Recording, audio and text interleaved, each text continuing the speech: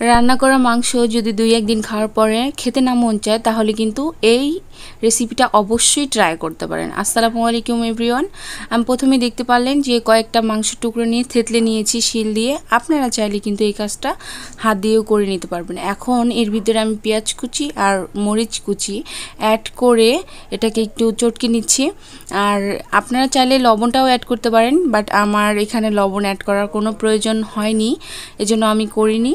এখন খুব ভালো করে মিক্স করে নিব। আর এটা কিন্তু রান্না করার কোনো প্রয়োজন নেই, এভাবে করলেই খেতে অনেক মজা হয়। অন্যদিকে আমি একটা বাটিতে পরিমাণ মতো নিয়ে নিব ময়দা। আপনারা চাইলে এখানে আটাটাও ব্যবহার করতে পারেন। এখন এর ভিতরে স্বাদ মতো লবণ দিয়ে একটু হাত দিয়ে মিক্স করে নিচ্ছি। মিক্স করে নিয়ে একটু কুসুম গরম পানি দিয়ে আমি একটা সফট ডো তৈরি করে নিব।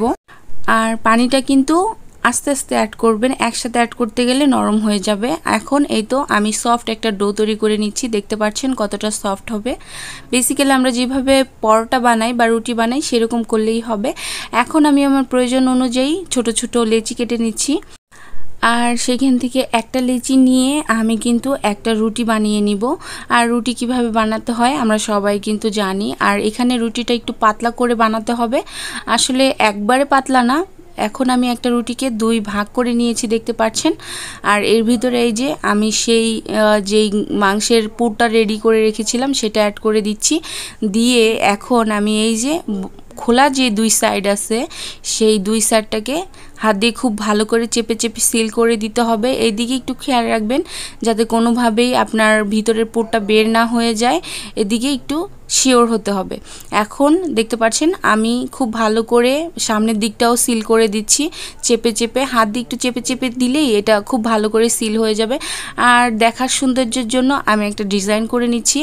আপনারা চাইলে কিন্তু এই ডিজাইনটা নাও করতে পারেন, এটা জাস্ট দেখার সৌন্দর্যের জন্য আমার কাছে এই ডিজাইনটা খুব ইজি মনে হয়, এজন্য এটা করে নিলাম। আপনাদের কাছে যে ডিজাইনটা ইজি মনে হবে বা নাও করতে পারেন, যার যেরকম পছন্দ। আমি একে একে কিন্তু সবগুলো পিঠা তৈরি করে নিয়েছি। আর অন্যদিকে আমি চুলায় একটা প্যানে তেল গরম হতে দিয়ে দিয়েছিলাম। আর এই তেলটা কিন্তু মিডিয়াম আঁচেই রাখতে হবে, একটু হাই করবেন না বা লো করবেন না। লো করলে একদম হতে চাইবে না, আর হাই করলে কিন্তু উপরে কালার চলে আসবে, ভিতরে কিন্তু হবে না। আর এই পিঠাটা খেতে যে এত মজা। অনেক সময় দেখা যায় কি মাংস রান্না করা হয়েছে, বিশেষ করে কোরবানির সময়, এখন যেহেতু কোরবানি চলে গেছে, এখন দেখা গেছে মাংস রান্না করে 1 দিনের জায়গায় 2 দিন 3 দিন খেলে আর ভাল লাগে না, একটু বোরিং লাগছে। তারা কিন্তু ইজিলি এই রেসিপিটা ফলো করতে পারেন, আর এটা কিন্তু অসম্ভব মজা হয়। আর যাই হোক, আমার কিন্তু পিঠাটা ভেজে নেওয়া হয়ে গেছে অলমোস্ট, দেখতে পাচ্ছেন। এখন আমি তুলে নিব।